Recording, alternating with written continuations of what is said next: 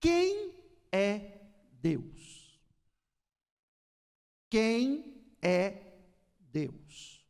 Número 1, Deus é Espírito. João, capítulo 4, verso 24. Deus é Espírito, e importa que os que o adorem em Espírito e em verdade. A Bíblia está dizendo que ele é Espírito, ou seja, a composição do ser eterno, divino, é espiritual. Então, quem é Deus? Deus é Espírito. Número 2, quem é Deus?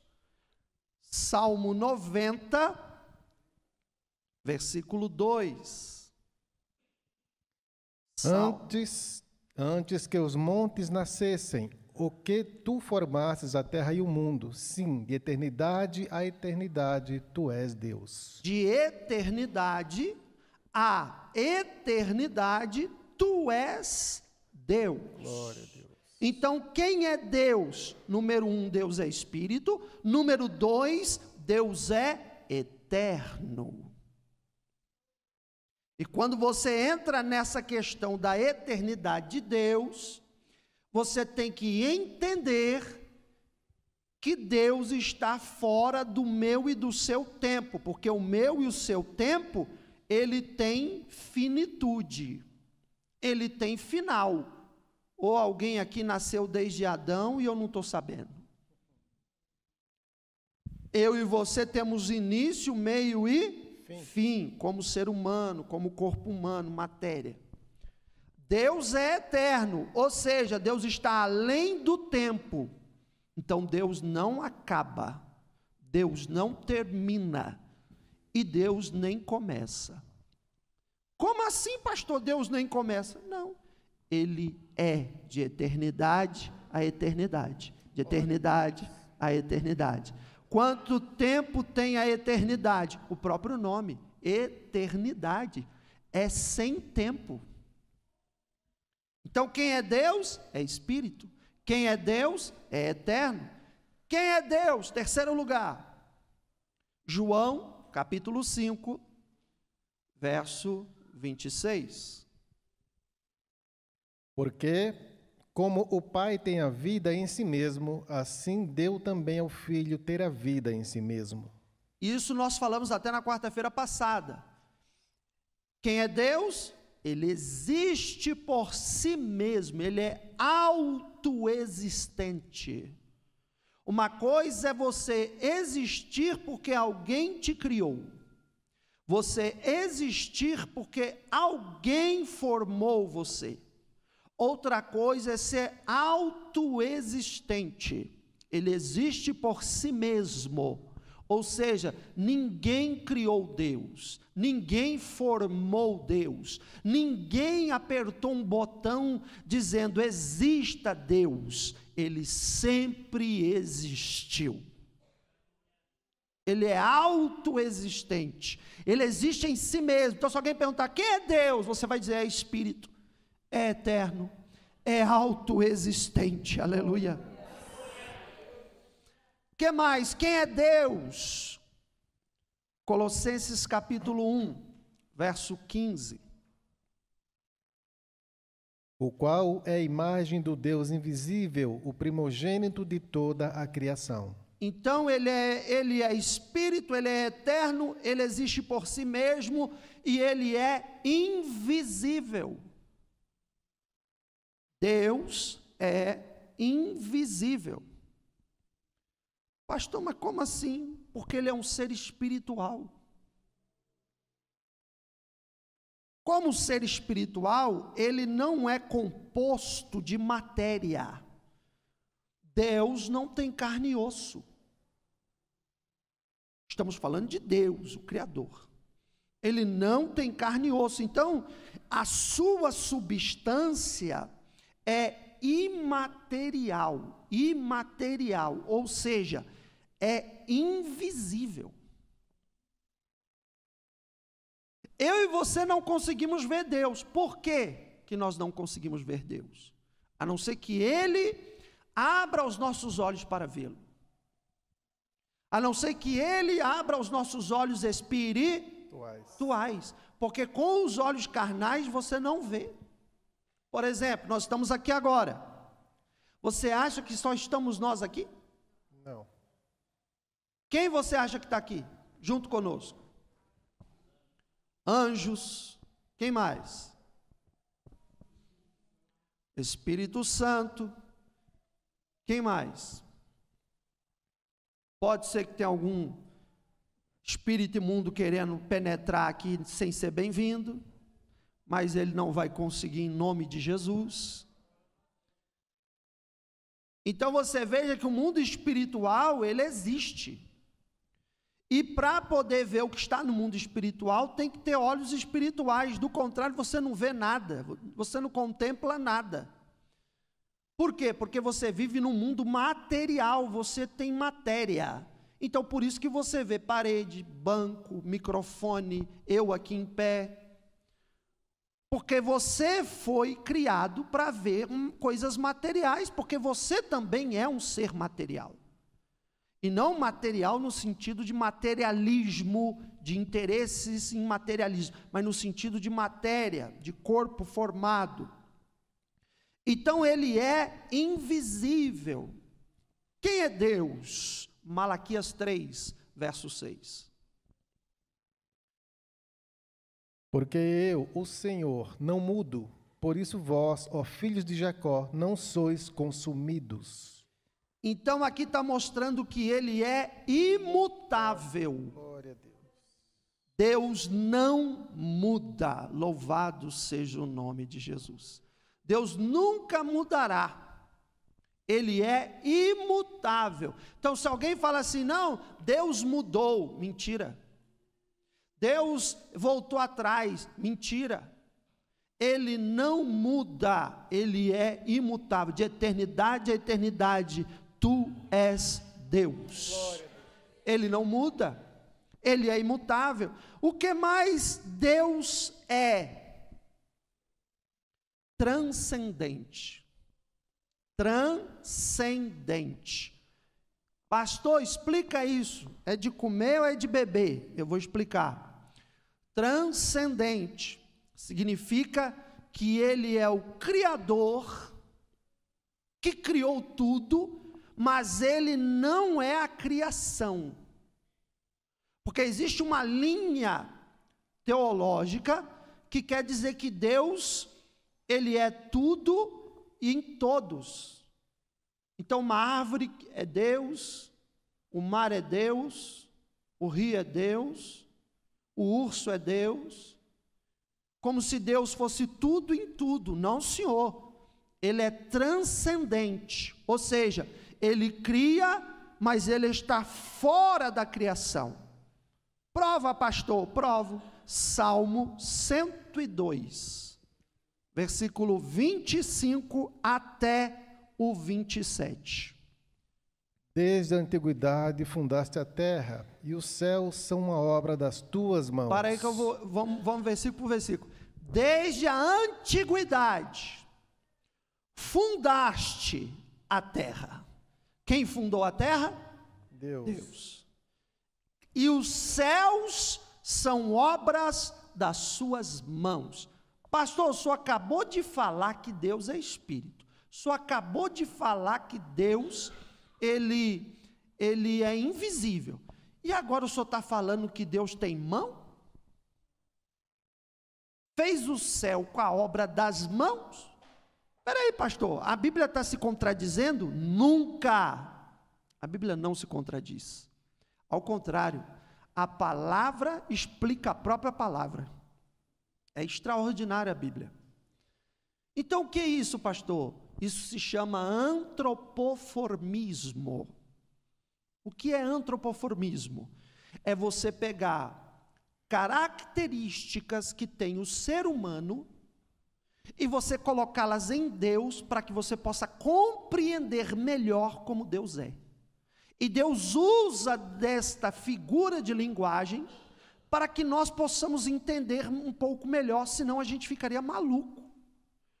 Porque se Deus falasse assim, ó, eu sou um espírito e eu não tenho mão, como que você ia tentar pensar nisso?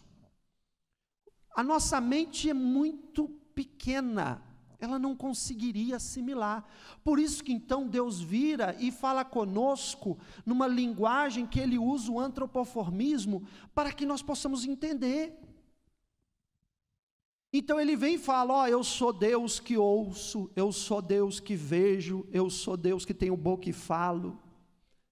Por isso que Ele condena a adoração a deuses estranhos, que Ele fala, aqueles deuses lá têm boca e não fala, têm ouvido e não ouve, têm mão e não apalpa, têm pernas e não andam, precisam ser carregados, porque são feitos de madeira, de obra, de ouro, ou de metal, ou de gesso. E aí a palavra de Deus vai dizer lá no livro do profeta Isaías, capítulo 44, inclusive na Bíblia, edição da Vulgata, que é usada pelo catolicismo romano. Está escrito lá, que à luz da Escritura são deuses, são objetos de imagens que nada podem fazer. Aí Deus fala, mas eu tenho boca e falo, tenho mão e apalpo, tenho pernas e ando, tenho ouvidos e ouço, tenho olhos e vejo. Não tem aquele o famoso versículo que todo mundo conhece, que os olhos do Senhor estão sobre toda a terra. Então é esta linguagem. Mas voltando aqui, você vai ver que ele é transcendente. Verso 26. Eles perecerão, mas tu permanecerás. Todos eles, como uma veste, envelhecerão. Como roupa, os mudarás e ficarão mudados. 27. Mas tu és o mesmo, e os teus anos nunca terão fim. Eita, glória a Deus. Hein, pastor Luiz? Nunca terão fim os seus anos. Ele não muda, Ele é transcendente. Você viu que está falando no verso 26? Tudo vai ficar velho, tudo vai passar, mas tu permaneces. Glória a Deus. Se Ele fizesse parte da criação, se Ele não fosse transcendente, então, à medida que a criação se acabasse, Ele acabava junto. Então isso mostra o quê? Que Ele é um Deus transcendente.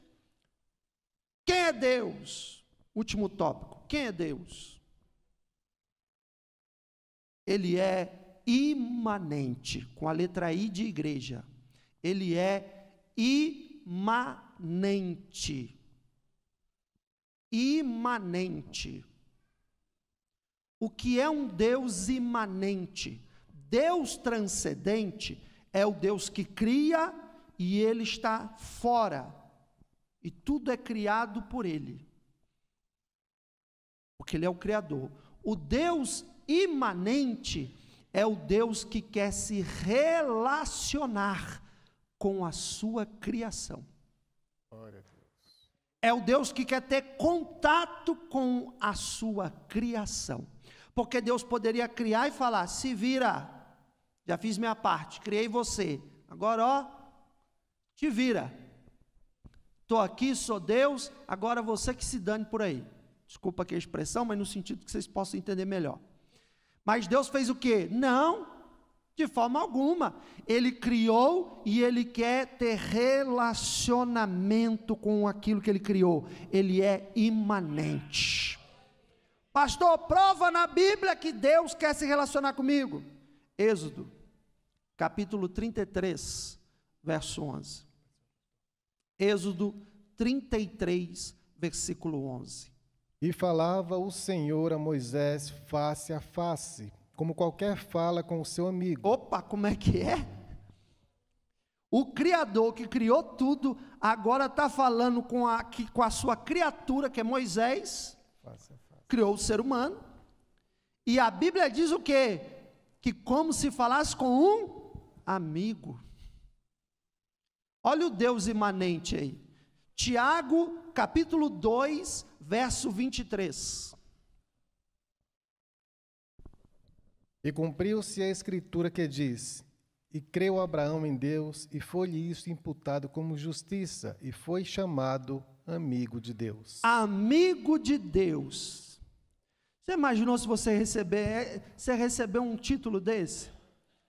Fala assim, de quem você é amigo? Aí a pessoa fala assim, eu sou amigo do prefeito, eu sou amigo do governador, eu sou amigo do deputado, eu sou amigo do presidente, eu sou amigo do empresário, eu sou amigo do dono da Coca-Cola, eu sou amigo do dono não sei do que, eu sou amigo de gente importante, eu sou amiga não sei do que. Aí imaginou, e você? Eu sou amigo de Deus. Glória a Deus.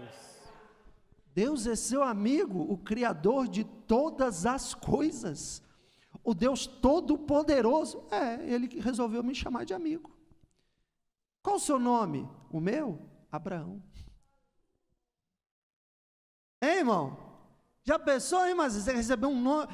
Quem é você? Amigo de Deus. Quem é esse aqui para você, Senhor? Esse aí é meu amigo, hein? Essa aí é minha amiga, hein?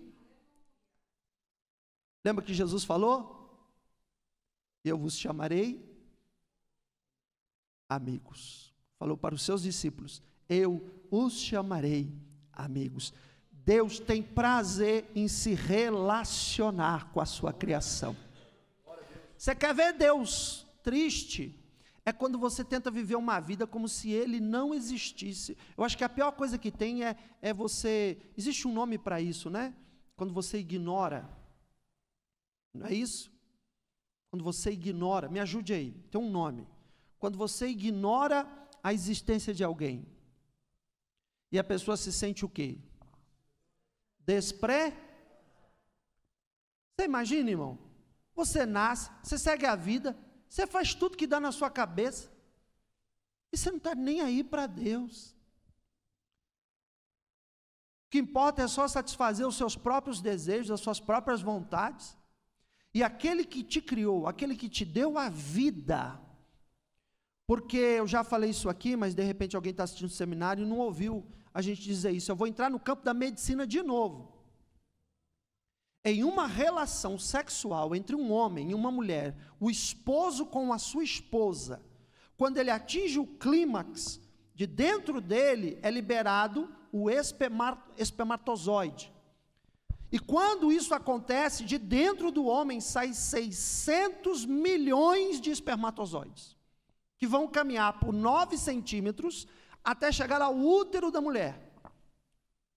Se você pegar 600 milhões, são 600 milhões de crianças, num pequeno espaço de 9 centímetros, são 11 quilômetros de crianças empilhadas 11 vezes uma em cima das outras. Aí quando o seu pai casou-se com a sua mãe, e eles namoraram, e o seu pai atingiu o clímax, de dentro do seu pai saiu 600 milhões de crianças. E Deus olhou naquele caminho até o útero da sua mãe, e Ele viu você. E aí eu te pergunto, aonde você é melhor ou pior? Porque a Bíblia diz que Deus não faz acepção de... Então não tinha ninguém ali melhor ou pior, qualquer um serviria. Aí Deus olhou e viu você, e no meio daqueles 600 milhões, Deus escolheu você. Deus permitiu que os outros tantos milhões simplesmente morressem, acabassem, para que só você nascesse. Aí você nasce e quer viver uma vida como se Deus não fosse ninguém para você. Imagina o coração de Deus como fica. Aí você quer tocar a vida como se a palavra dele não servisse para nada para você.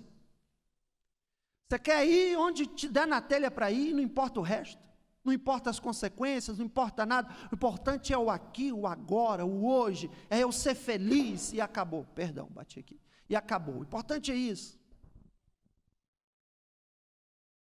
Imagina Deus falando, Deus assim, eu quero me relacionar com você, Só que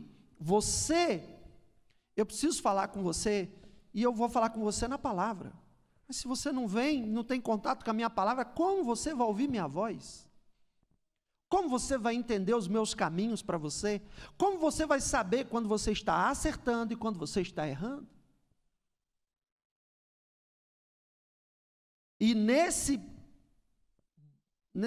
nessa questão ainda entra o inimigo, né? O diabo, sabendo disso tudo, quer cada vez mais te afastar de Deus. Agora, enquanto nós temos um Deus que quer se relacionar conosco para ser nosso amigo, e quantos aqui gostariam de falar assim, Deus me chamou de amigo? Quantos? Glória a Deus. Eu também. Agora pergunto, quantos aqui gostariam de ser chamados de inimigos de Deus? Levanta a mão, você quer ser inimigo de Deus? Lá em Tiago está escrito o quê? Todo aquele que amar as coisas do mundo se tornará inimigo de Deus. Inimigo de Deus. Ó, irmão, vou dar um conselho para você. Seja amigo de Deus, seja amiga de Deus. Não queira ser inimigo, inimiga de Deus. Não vale a pena. Não tenha isso para a sua vida. Deixa o mundo e fica amigo, amiga de Deus. É a melhor escolha e decisão que você toma na sua vida. Na sua vida, não é nesse momento, nessa fase, é para a vida inteira. É você decidir que mundo com você não tem mais amizade. Porque agora você vai ser amigo e amiga de Deus. Amém, queridos? Amém. E aí Paul Tillich, né, que é um dos grandes pensadores, ele vai dizer que Deus existe além de todas as coisas finitas. Tudo termina, mas Deus continua. Então ele é quem? Quem é Deus? Né?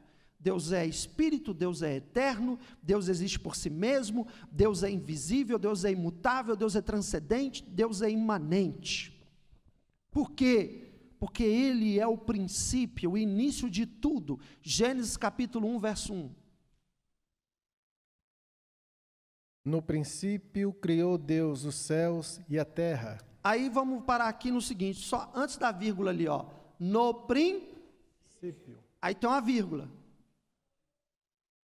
Acompanha o raciocínio comigo. No princípio.